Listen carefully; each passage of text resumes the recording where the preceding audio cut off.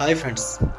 ప్రస్తుతం ఉన్న బిజీ సమాజంలో ఎవరి పనులు వాళ్ళు చూసుకునే తరుణంలో ఒక ఆటోలో వెళుతున్న వ్యక్తి రోడ్డు పక్కన ఉన్నటువంటి మరొక వ్యక్తిని తనతో సమానమైన వ్యక్తిగా గుర్తించి అతని చేతులు కడిగి అతన్ని శుభ్రపరిచి అతనికి ఆహారాన్ని అందించి అతని చేత్తోనే తినిపించి అంతలా సౌకర్యంగా సపర్యాలు చేసిన వ్యక్తులు నిజంగా మనం చూడడం, ఇదంతటినీ కూడా మా గురువుగారు అయినటువంటి ఒక గొప్ప వ్యక్తి చిత్రీకరించడం మరింత గర్వించదగ్గ విషయం.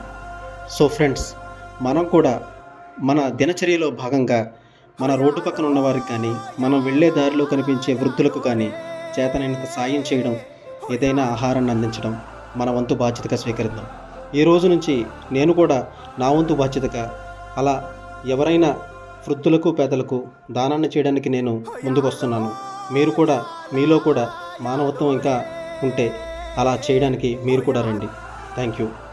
మీ అమూల్యమైనటువంటి అభిప్రాయాన్ని కామెంట్ సెక్షన్లో తెలియచేయండి. Thank you. యాలో యాలా యాలో రే